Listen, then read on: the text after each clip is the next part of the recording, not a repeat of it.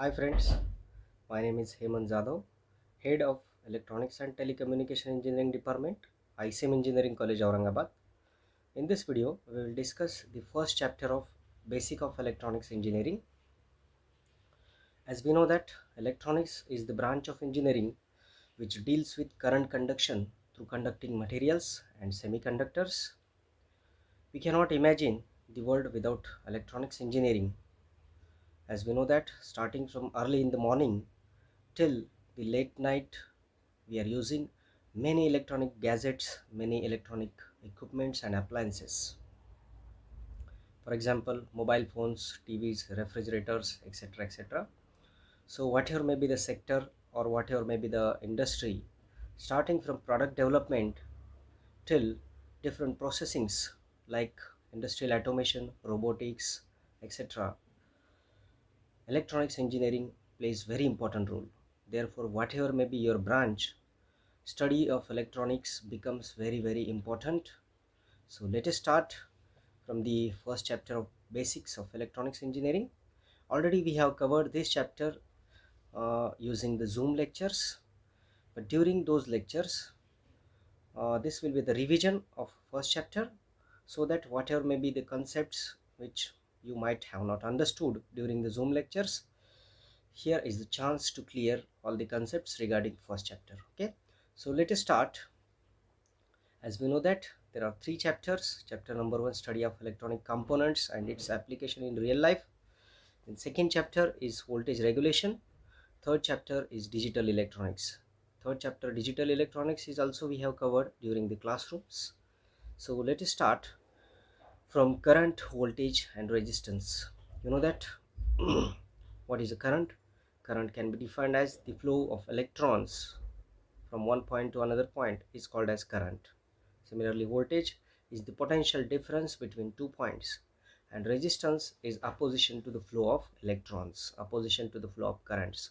So here you can consider water is flowing through a pipe.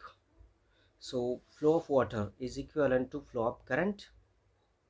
If you apply pressure or force from one side to the pipe, the flow of water will increase.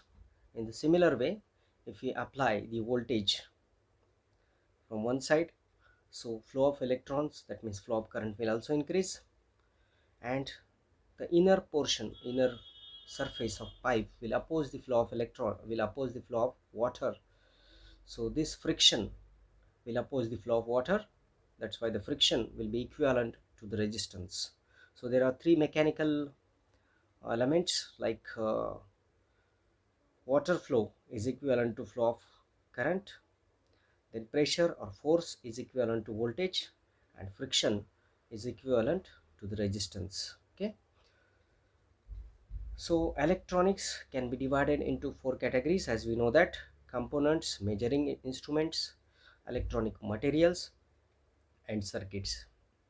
Electronic components can be divided into two categories: active components and passive components.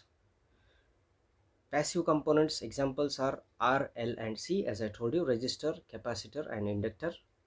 Whereas active components are all semiconductor devices like transistors, BJT, FET, MOSFETs, TIAC, TRIAC, operational amplifiers, that means integrated circuits, etc. Measuring instruments are the digital multimeters used for measurement of different physical and electrical quantities like voltage, current, frequency, pressure, temperature, etc. Power supplies, voltage and current sources, oscillators, oscilloscopes and function generators. Electronic materials can be divided into three categories: conductors, insulators and semiconductors. Different circuitries are there: rectifiers, amplifiers, oscillators, filters, regulators, etc. etc. Okay, so let us start from the passive electronic components: R, L and C, resistors, capacitors and inductors. Here you can see the unit of resistor is ohm. There are two types, fixed and variable. You can see the symbol of resistors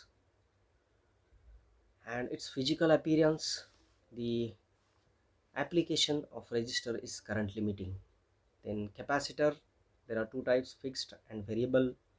Symbol of fixed and variable capacitors and its physical appearance and application is charge storage and is used in filter which allows AC and blocks DC. Okay. Inductor unit is Henry. Types are fixed and variable. Further, they are classified as iron core, ferrite core and air core inductors as we have seen.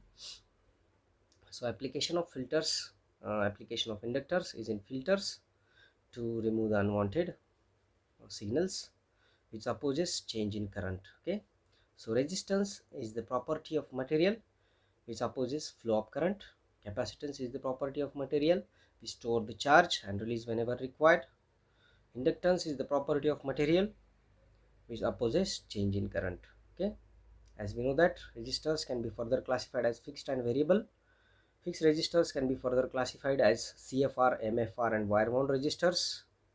CFR stands for carbon film, MFR metal film and WWR means wire wound resistors. Okay. MFR resistors are more accurate than CFR resistors that we have seen. Variable resistors examples are potentiometer, preset, trim pot, etc. Capacitors can also be classified as polarized and non-polarized. Polarized capacitors are nothing but electrolytic capacitors having polarity, that means plus minus, whereas non-polarized means the capacitors which are not having the polarity, that means plus and minus. For example, paper capacitor, disc or ceramic capacitors, mica and polyester capacitors. Okay. Inductors can be classified into three categories: iron core, air core and ferrite core inductors. Okay. So let us move further. So these are the resistors. You can see the color codes or bands on the body of resistors. 4 color codes or 4 bands are there on the CFR resistor, and MFR resistors has total 5 bands. Okay. Here you can see the color codes. You can note down a resistor with a single black band is a 0 ohm resistor. Practically 0 ohm resistance is not possible. That means it is an ideal resistance. Whatever may be a single wire you can take, it has some resistance. So it is the ideal assumption that 0 resistance. See this resistor color codes starting from black, brown, red till no color. First digit, second digit and multiplier and tolerance. Gold having 5% tolerance, then silver 10% and no color. If there is no color on the last band, it is 20%. Okay. So this is the color code table. Variable resistor examples. As I told you, preset. This is called as preset. This one is called as trim pot, potentiometer. These are various forms available of variable resistor. This is also preset, available in different type. Now coming to the capacitor, it is the electronic component which store charge and release whenever required. It allows AC and blocks DC. Unit is microfarad. So as it can be seen here, this is the symbol of variable capacitor. Both are the symbols of variable capacitors and these are fixed capacitors. Okay. Now moving further, you can see the physically how this capacitor looks like. Electrolytic capacitors are looking like this, cylinder type having polarity. Polyester capacitors are looking like this, having no polarity. Disc and ceramic capacitors are like this, having no polarity. Let us move further. Inductors, the you can see the symbols. It is nothing but a coil of wire which opposes change in current, that allows DC and blocks AC. Unit is Henry, millihenry or microhenry. Okay. Physically these are looking like this. Ferrite core, air core and iron core are the three types of inductors. The material used is made up of ferrite, that's why the name is used as ferrite core in the first case. In second case, there is no material, air is acting like a core, that's why air core. And in the third case, iron material is used as a core, that's why air core, iron core inductors. Okay. Moving further, active components. As we know that all semiconductor devices are active components. So in your syllabus there are totally 7 active components are there for your study. As it can be seen from this slide, number 1 is diode, number 2 is BJT, bipolar junction transistor, number 3 is FET, then MOSFET, and then SCR. These 5 components are unidirectional, whereas you can see the 2 components like TRIAC and DIAC, these 2 components are bidirectional. So you have to study all these 7 components. Out of these 7 components, first 5 are unidirectional components and last 2 are the bidirectional components. Okay, let us move further. So first is a diode, PN junction diode. There are various types of diodes. In detail I will tell you the definition of diode and its construction and working also. So different types of diodes are available in the market, like PN junction diode, Zener diode, LED, light emitting diode, tunnel diode, Schottky diode, varactor diode, etc., etc. Out of all these diodes in your syllabus, only this first one is given for the study, PN junction diode, that is basic diode. Okay, so you can see the physical appearance of diode. It looks like this, and basic application is it is used as a switch and rectifier. Okay, so let us move further. All other active components are transistor, then UJT stands for unijunction transistor, which is not in your syllabus, field effect transistor, FET, then metal oxide semiconductor field effect transistor, MOSFET. Okay, so you can see how they are physically looking like. And if you observe the applications, starting from the transistor, that means BJT, then FET and MOSFET, the applications are common. BJT, FET and MOSFET all are commonly used as a switch and as an amplifier, and additionally they are used in oscillators also. So you can keep in mind 3 applications of these 3 devices, common applications: switch, amplifier and oscillators. Okay, so let us move further. We will start again. What are the electronic materials? The materials used in electronics can be classified into 3 categories: conductors, insulators and semiconductors. Conductors are good conductor of electricity, insulators are the bad conductor of electricity, and semiconductor, their properties lies between conductors and insulators. Okay, all metals are conductors. The all elements having valency less than 4, you can check it, the valency less than 4, all are having valency means number of electrons present in the last orbit. So all metals, all conductors are having valency less than 4. Insulators are the materials which are bad conductor of electricity, having valency greater than 4, for example glass, wood, rubber, etc. Semiconductors are the materials having valency is equal to 4, for example silicon, germanium, carbon.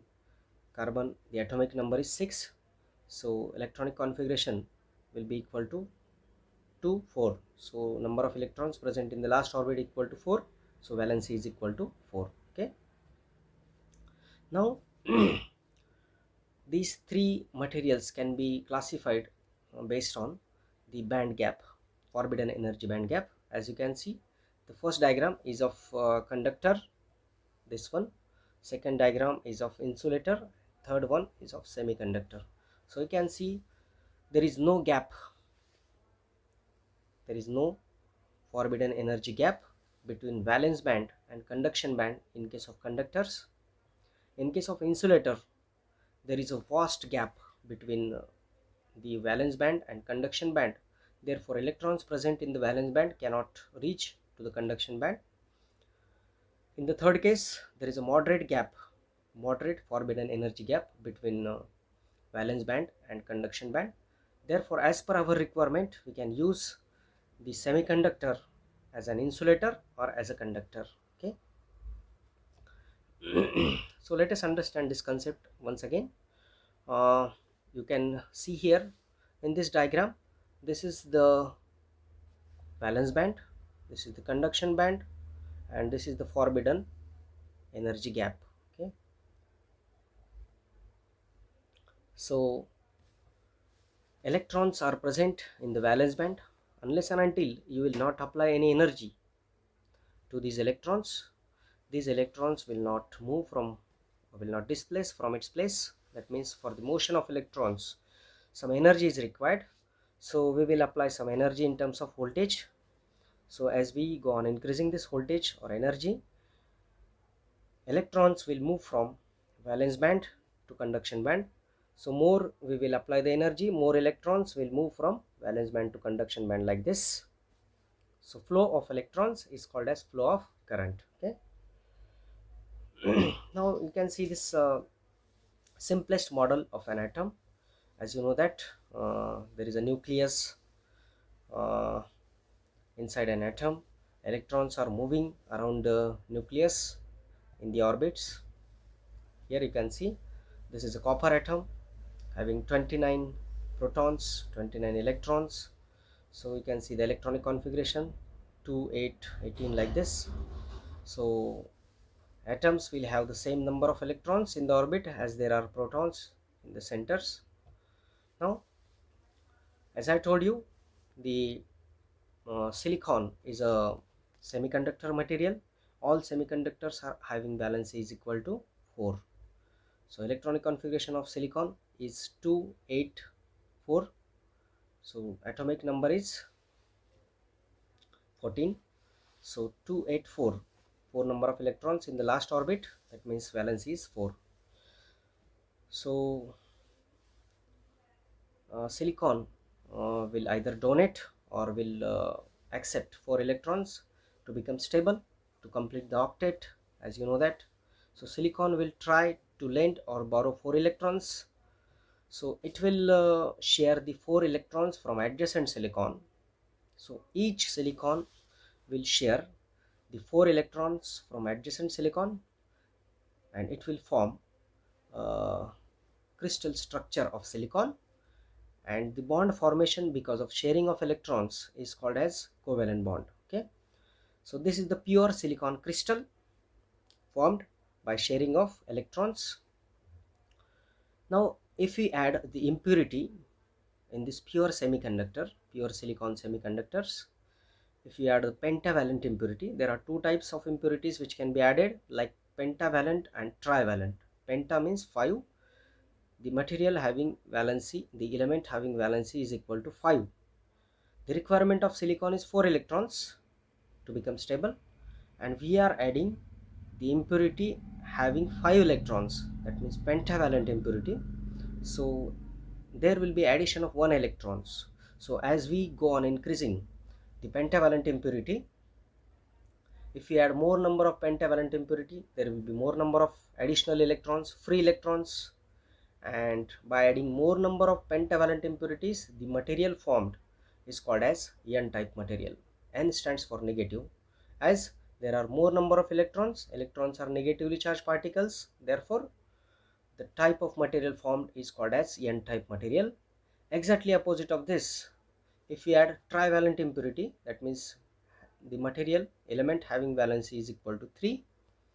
Now there is absence of 1 electron because requirement is 4, and we are adding the element having valency 3. So absence of electron is called as hole, which is considered as a positive charge carriers. So if we add more trivalent impurity, there will be more number of absence of electrons, that means more number of holes. Holes are positive charge carriers. So the material such formed is called as a p-type material. P stands for positive, as holes are positive charge carriers. Okay, so when we join this p-type material, p-type material is the material formed by the addition of trivalent impurity. N-type material is the material obtained by addition of pentavalent impurity. And when we join this p-type material with the n-type material, there will be a junction called as p-n junction. Two terminals are brought outside, one terminal from p-type material, positive material, is called as a positive terminal anode, and another terminal from n-type material is called as cathode. Okay, so this is a p-type material and this is n-type material, and this is the p-n junction. Okay, this is positive terminal anode and negative terminal cathode. So p-n junction diode is formed like this by joining the p-type and n-type materials. Here you can see the symbol of diode with the two terminals anode and cathode, and this is the practical diode. It is looking like this. So how will you define a diode? A diode is a two terminal unijunction unidirectional bipolar p-n junction semiconductor device which is used as a switch and as an amplifier. I'll repeat, a diode is a two terminal. The two terminals are anode and cathode. Unijunctions means having one junction. Unidirectional means current conduction is in only one direction. Bipolar means current conduction is by means of electrons and holes. Semiconductor means it is made up of semiconductor, and p-n junction device used as a switch and as an amplifier. Okay, sorry, as a rectifier. So here you can see the construction of diode. There is a p-type material having holes, n-type material having electrons, right? So this is the construction of p-n junction diode, and you can see the symbol with anode and cathode. Okay, so it works in two modes, forward bias mode and reverse bias mode. Forward biasing is nothing but anode terminal is connected to the positive terminal of battery and cathode terminal is connected to negative terminal. The diode works in forward bias mode. That means it is in on condition in forward bias mode. As you can see from this animation, when forward bias is applied, the electrons and holes, they are crossing the junction. They are crossing the p-n junction. That means holes present in the p-type material will enter into the n-type, and electrons present in the n-type region will enter into the p-type, and some of the electrons and holes get recombined and diffused near to the junction. They will form the depletion layer, and a very small voltage is developed across the junction because of immobile charge carriers. That means because of ions.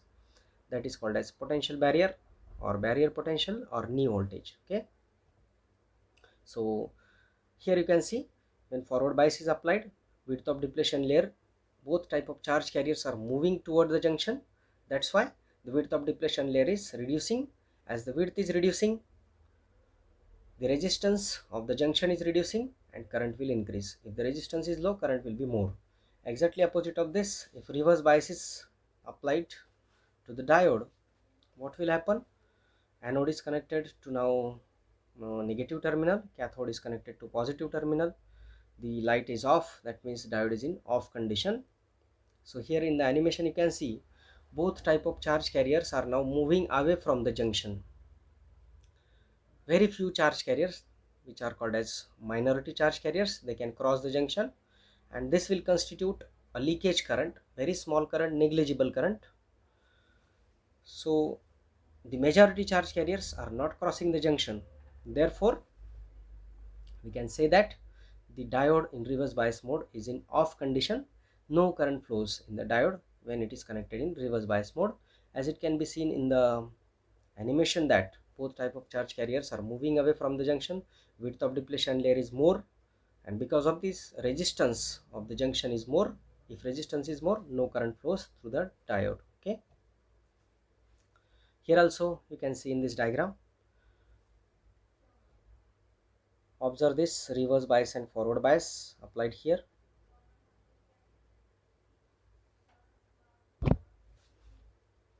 Now reverse bias is applied, now forward bias is applied. Positive voltage, as positive voltage increases, the width of depletion layer reduces, charge carriers are moving or crossing the junction. Similarly, when the now this is the forward bias, 0 voltage. Now you can see a reverse bias applied, negative voltage is increasing, so width of depletion layer is also increasing, charge carriers are moving away from the junction, increasing the width of depletion layer. Okay, this is what forward biasing and reverse biasing of diode. In forward bias, diode is on, in reverse bias, diode is in off condition. Okay, so these are the characteristics of diode. So forward voltage on x-axis, forward current on y-axis. So as we go on increasing the forward voltage up to 0.7 for silicon diode, the current is 0. After 0.7, the current starts increasing suddenly. This is that's why the 0.7 is called as cut-in voltage for silicon diode, and 0.3 is called as cut-in voltage for germanium diode.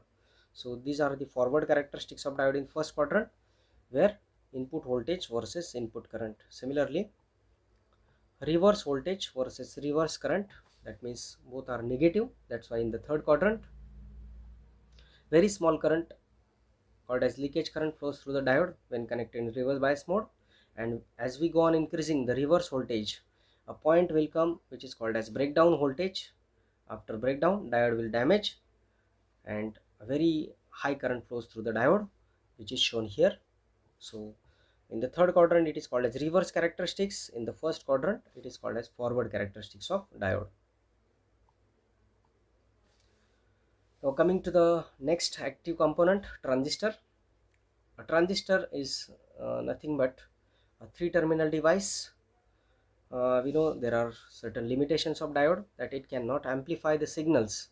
Therefore, one more additional p-type or n-type material is attached to the p-n junction, forming the NPN and PNP device, and that is called as a bipolar junction transistor. As you can see from this tree diagram, transistors can be classified into BJTs, UJT, FET and MOSFET. Okay, BJTs are classified as NPN and PNP. FETs can be further classified as N channel and P channel. MOSFETs are further classified as depletion type and enhancement type, and further they are classified as N channel and P channel. Okay, so let us see what is a transistor. How will you define a transistor? A transistor is a three-terminal bijunction bipolar current controlled semiconductor device which is used as a switch and as an amplifier. Okay, so as you can see here, there are two junctions, that's why it is called as bijunction. There are three terminals. The three terminals are base, collector and emitter. Okay, this terminal is called as base, this one is collector, and this one is emitter. There are two types, NPN transistor, because one p-type material is sandwiched between two n-type materials. So NPN transistor, here two p-type materials and one n-type material between the two p-type materials, that's why it is called as PNP transistor. So you can see the symbol of NPN and PNP transistor. This is the construction of NPN transistor and this is the symbol. You can see the direction of arrow is not pointing in. NPN stands for not pointing in. You can remember like this.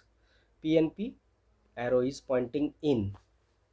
So symbol and construction can be asked in the exam, and definition also can be asked.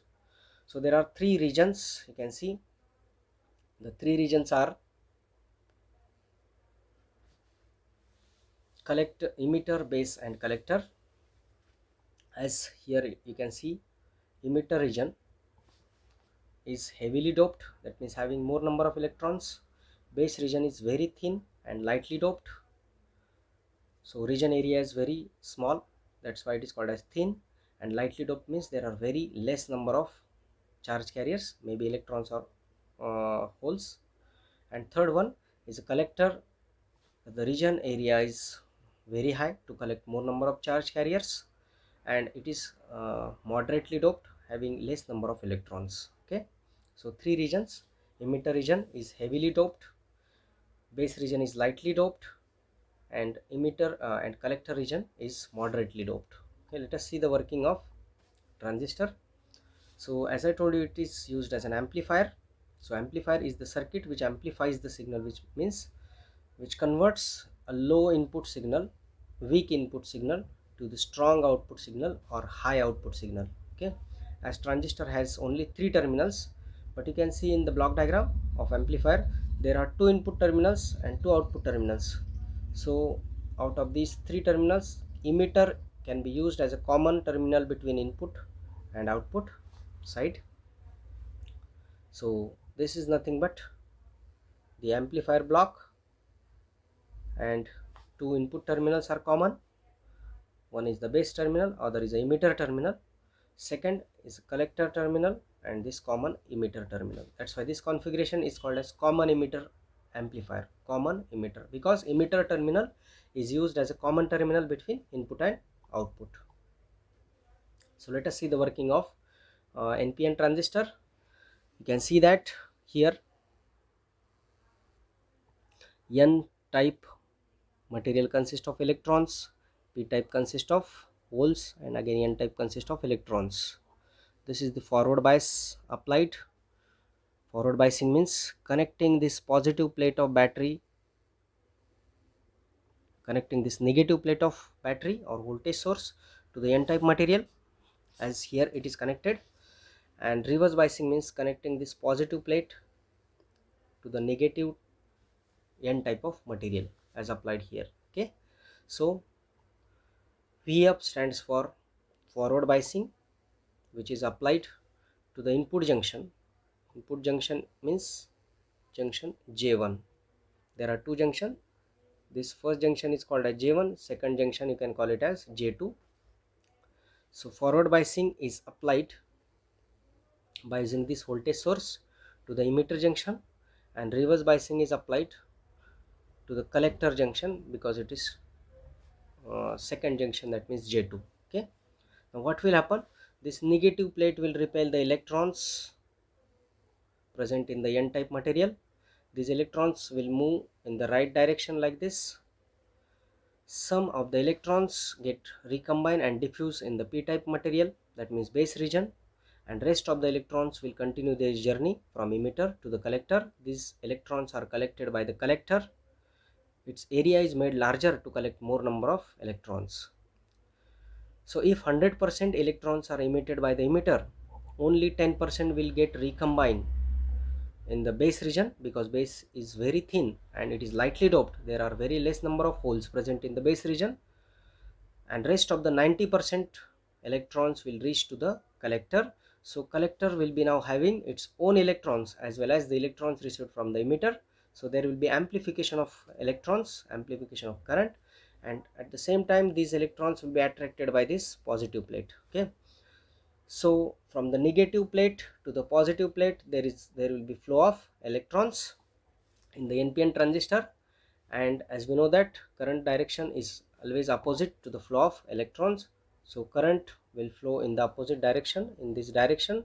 So you can see IE is the emitter current, IC is the collector current, and a very small current IB is flowing through the base terminal because of minority charge carriers. So here you can write down IE is equal to IB plus IC by applying KCL. Okay, so again same can be explained by using this circuit diagram also. This is the schematic diagram and this is the circuit diagram, in which this is the forward voltage applied, reverse voltage applied. Whenever you are using the transistor as an amplifier, you have to apply forward biasing to the input junction, that means emitter junction, and reverse biasing to the output junction. Okay, so again you can see in this diagram also,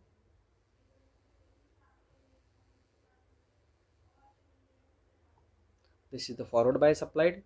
Voltage between VBE is nothing but voltage applied between base and emitter.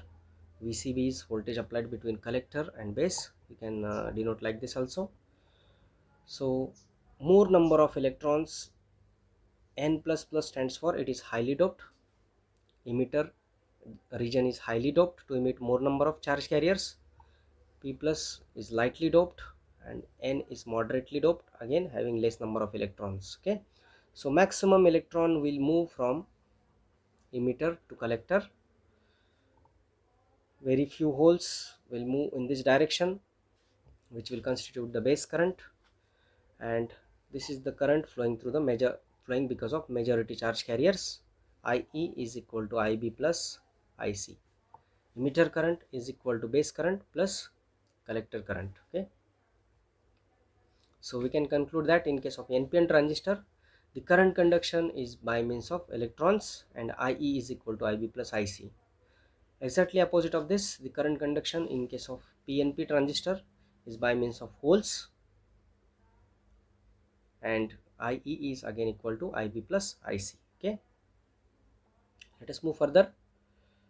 Again we will switch to the FET. As we know that transistor cannot amplify the signal, therefore diode cannot amplify the signals, therefore transistor was invented. But there was certain limitations of transistors also. The switching speed of transistor was very low, so to increase the switching speed of transistors, again the next device was invented, and the name of that device is FET, that means field effect transistors.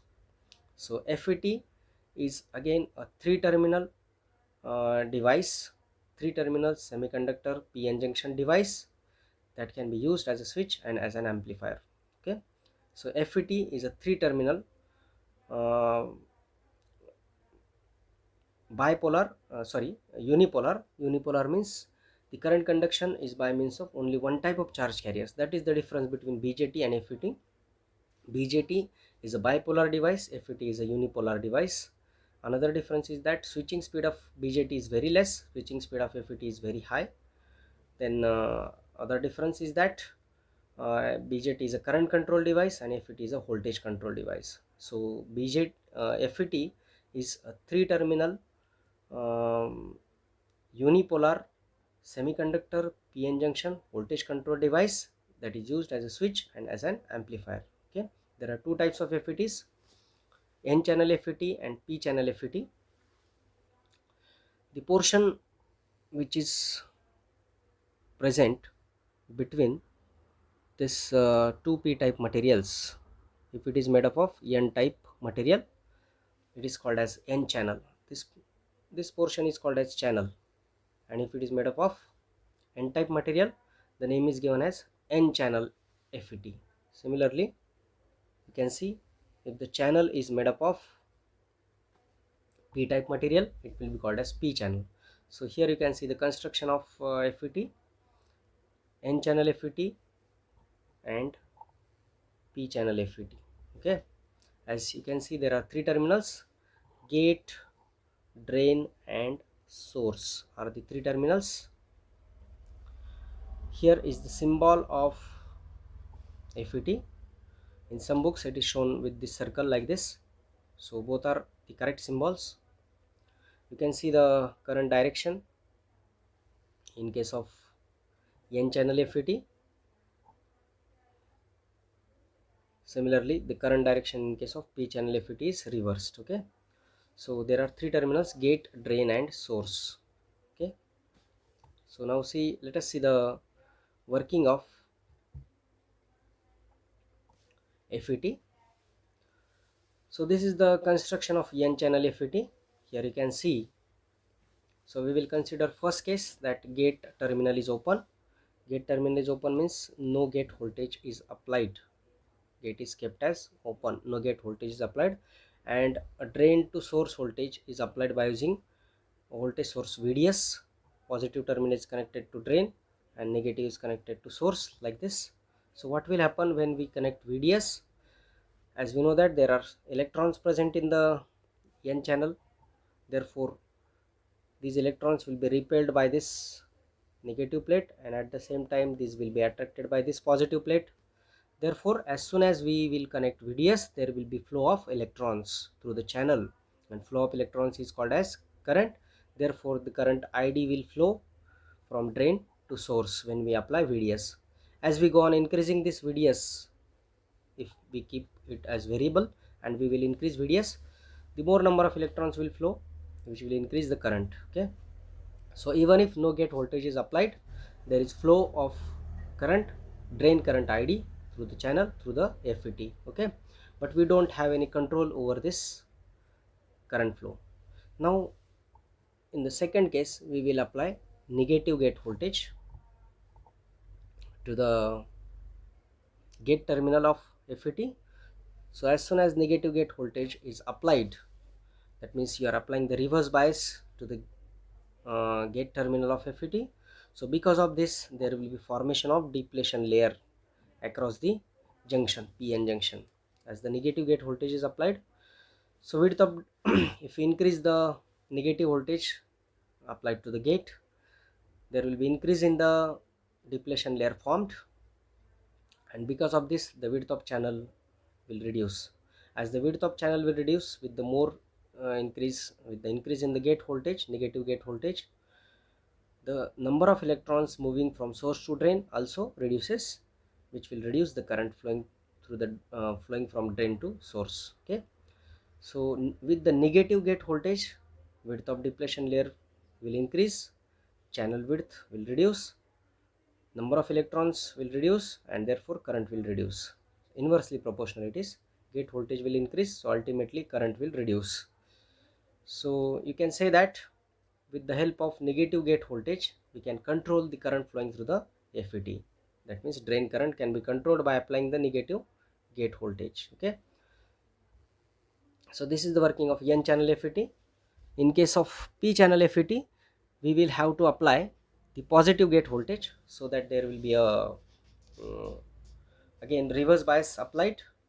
So in case of p channel FET, the charge carriers would be holes, and in case of n channel FET, the charge carriers would be electrons. That's why it is called as a unipolar device. Okay, now the working of FET can be explained very easily by using this diagram. You can see water source is there consisting of water, and water is flowing from source to drain through this pipe. If this gate terminal or tap is fully open, that means no gate voltage is applied, just like in the case of FET, maximum water will flow from source to drain if no gate voltage or no tap is there. If the tap is partially closed, that means some negative gate voltage is applied in case of n channel, so there is a partial flow of water from source to drain. And if the gate is fully closed, there will not be any water flow from source to drain. So gate is controlling the flow of water from source to drain. Similarly, we can say that in case of FET, the gate terminal is controlling the flow of current from drain to source. Okay, water is moving from source to drain. Similarly, electrons are moving from source to drain, but current direction is always in the opposite to that of flow of electrons. So current will be from drain to source. Let us move further. What is the difference between BJT and FET? As it can be seen, the symbols are different, terminals are also different. In BJT, the terminals are base, collector and emitter. In FET, the terminals are gate, drain, source. BJT is a 3-terminal bipolar semiconductor device. FET is a 3-terminal unipolar semiconductor device. BJT is a current controlled device. FET is a voltage controlled device. In case of BJT, the input junction should be forward bias. In case of FET, the input junction should be reverse bias, as we have seen the working. In case of n channel FET, negative gate voltage is required. In case of p channel FET, positive gate voltage is required. So in both the cases, the input junction is reverse biased. The input impedance in case of BJT is very low. High input impedance in case of FET. More power consumption in BJT, less power consumption in FET. Slow switching in BJT and fast switching in FET. These are the differences. Now let us move to the MOSFET, metal oxide semiconductor field effect transistor. Why this name is given as? Because the gate is, now you can see there are 3 terminals again, gate, drain and source. Here the gate terminal is made up of any metal. So this metal gate is isolated or insulated from the channel of the MOSFET by using a very thin layer of oxide, SiO2 layer. That's why the name is given as metal oxide. The gate is made up of metal and there is oxide layer which is separating the metal gate from the channel. That's why metal oxide. And it is made up of semiconductor, therefore metal oxide semiconductor, and it is a type of FET, therefore metal oxide semiconductor field effect transistor. There are 2 types, depletion type MOSFET and enhancement type MOSFET.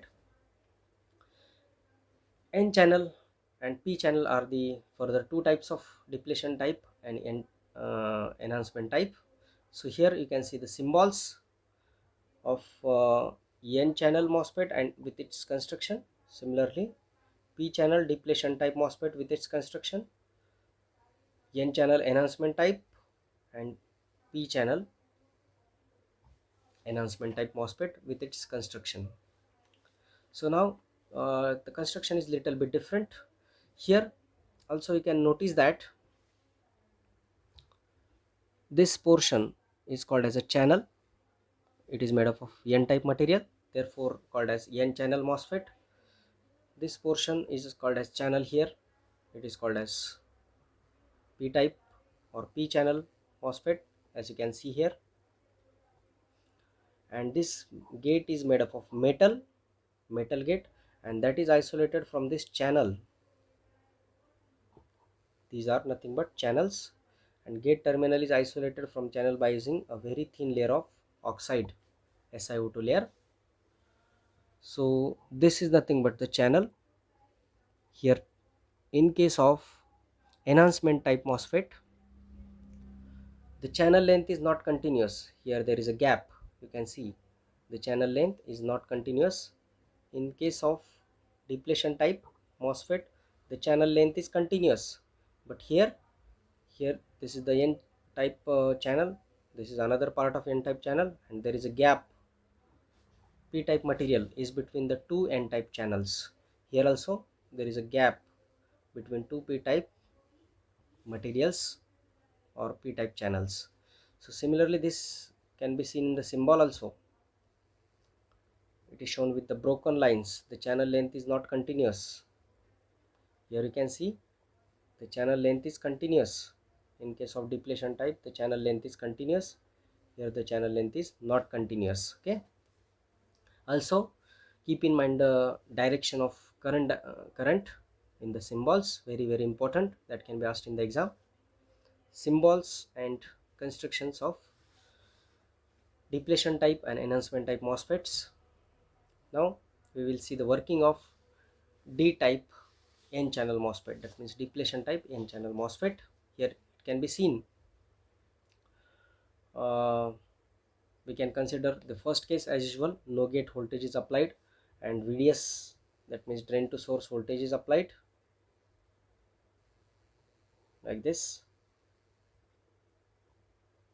VDS is applied, and first case, if no gate voltage is applied, what will happen? As VDS is connected, there will be flow of current as usual like FET, because the channel length is continuous and electrons will move from source to drain, from negative plate to positive plate, which will constitute the drain current ID. Okay, so ID will flow when VDS will be connected. Again, there will not be any control on this current. So to get the control over this current, we will apply in the second case the negative voltage to the gate, as here we have applied. So what will happen when we will apply this negative gate voltage, and this is VDS, and VGS is nothing but the negative gate voltage applied to the gate. So the holes present in the p type as well as in the n type channel will get accumulated in this area, because this negative plate will attract the holes, that means positive charge carriers, towards the gate.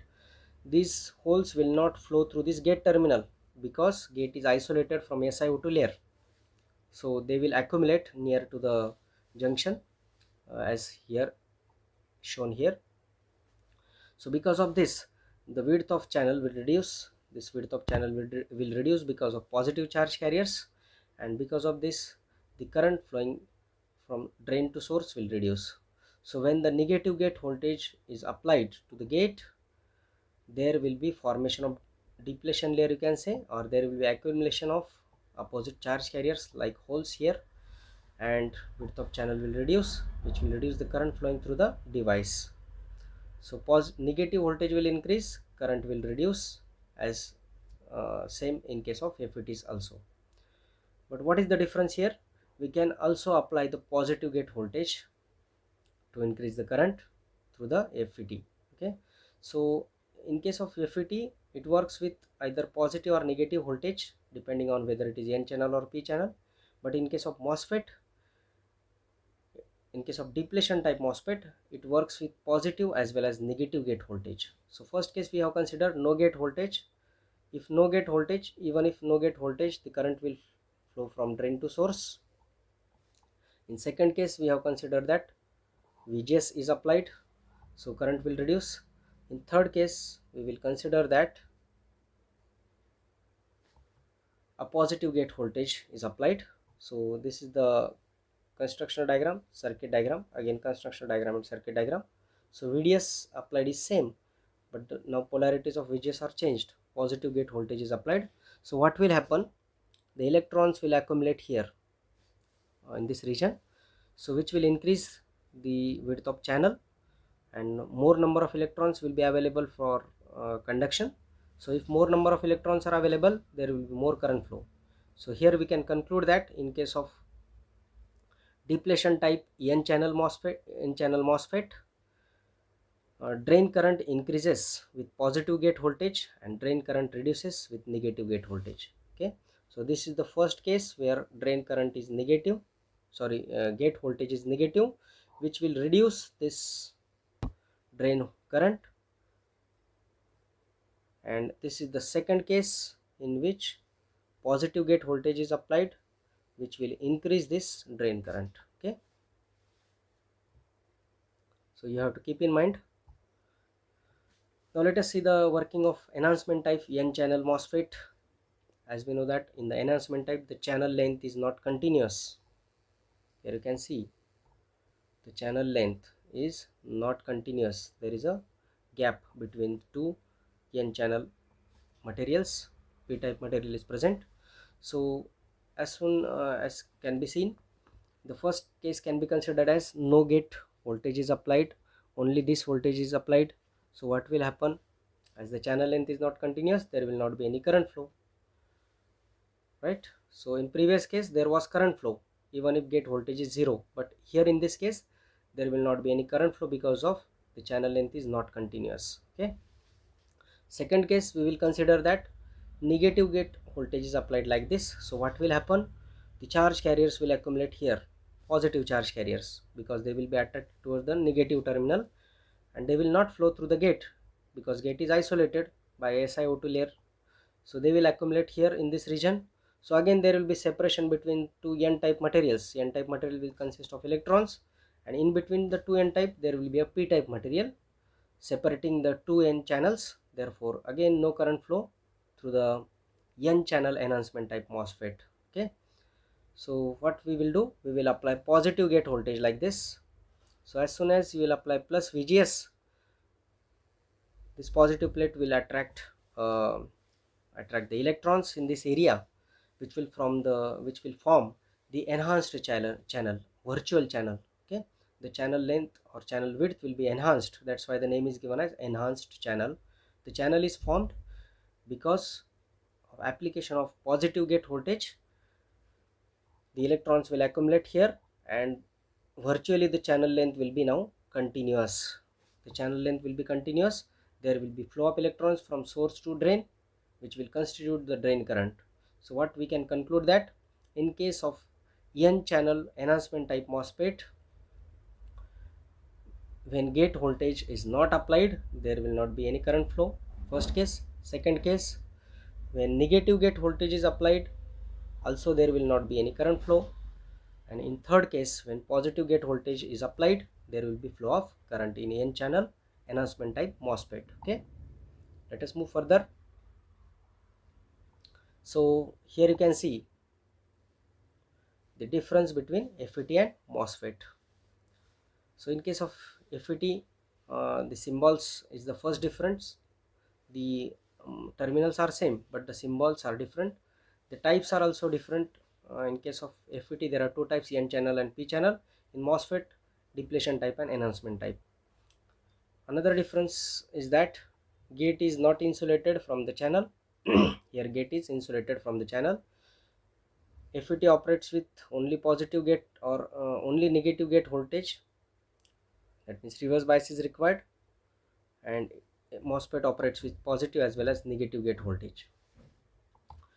Low input impedance of FET, high input impedance of MOSFET. if gate voltage is positive, gate current flows, which is undesirable in case of FET. In case of MOSFET, even if the gate is forward bias, the gate current is almost zero because the gate is isolated from the channel. Such isolation is not there in case of FET, therefore there is unwanted gate current can flow. The manufacturing of FET is complicated, manufacturing process is simple in case of MOSFET. Comparatively, FETs are not widely used, MOSFETs are widely used. Slow switching in case of FET and fast switching in case of MOSFET. Low thermal stability of FET and high thermal stability of MOSFET. So you have to keep in mind this difference between FET and MOSFET. Okay. Now coming to the next component, SCR, silicon controlled rectifier. SCR is a 4-layer device. 4-layer means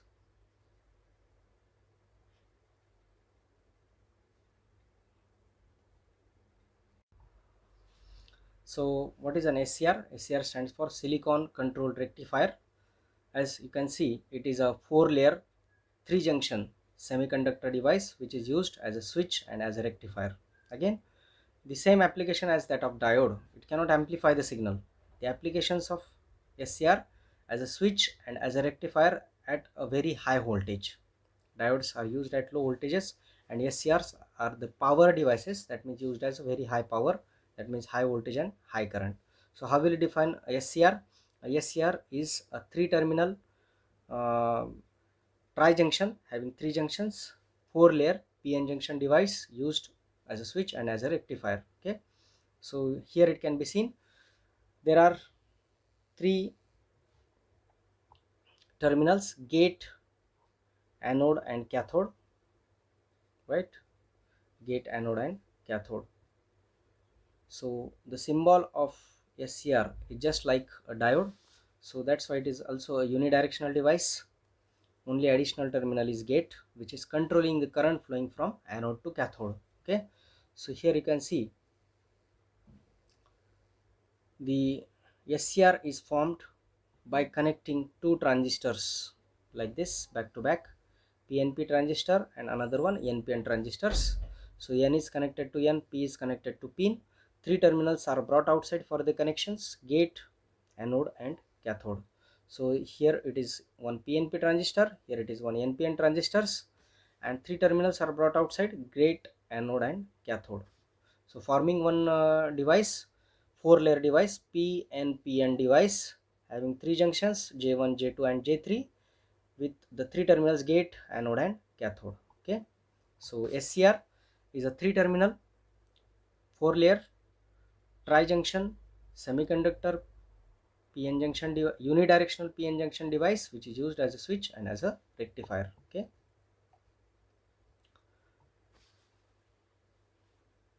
TRIAC, this is the symbol and construction of TRIAC. TRIAC stands for triode at AC. So triode or TRIAC is also a 3-terminal 4-layer bidirectional semiconductor device. As we know that the limitation of SCR and other devices like diodes is that these are unidirectional devices, that means current flows in only one direction. So TRIAC and DIAC, these two are the bidirectional devices. So how can we define this? TRIAC, triode at AC, is again a 4-layer tri-junction PN junction semiconductor device, bidirectional device, which is again used as a switch and as a rectifier. Okay, it is used generally in power control, controlling the power, speed control of DC motors, light intensity control, speed control of fan, etc. in these applications. Okay, so here you can see the physical construction of TRIAC, which consists of PN devices, 2 SCRs connected in this fashion back to back like this. This is one SCR, this is second SCR, and gate terminal is kept is common between 2 SCRs. You cannot denote this as anode and cathode because it is a bidirectional device. So here it is denoted as MT2, that means main terminal 2, and MT1, main terminal 1, and this is the symbol of track. Gate, MT2, MT1 are the three terminals of track. Okay, so you just keep in mind the physical construction, its equivalent circuit and symbol of track. It is a bidirectional device. Next one is a DAC. As you can see, it is a two terminal 5-layer device. Two terminal 5-layer bidirectional semiconductor device. The two terminals are again MT1 and MT2. Here you can see the 5-layer structure. Both the structures are same, and this is the symbol. As you can see, there is no anode and cathode terminals, so current can flow from MT1 to MT2 as well as MT2 to MT1 in either both the directions. So this is the structure and symbol of DAC. Now let us stop this video. So in this video we have discussed on the active and passive components of electronics. The passive components are R, L and C, and the active components are all semiconductor devices like diode, transistor, FET and MOSFET and SCR. All these 5 devices are unidirectional devices. Track and DAC, these two are bidirectional devices.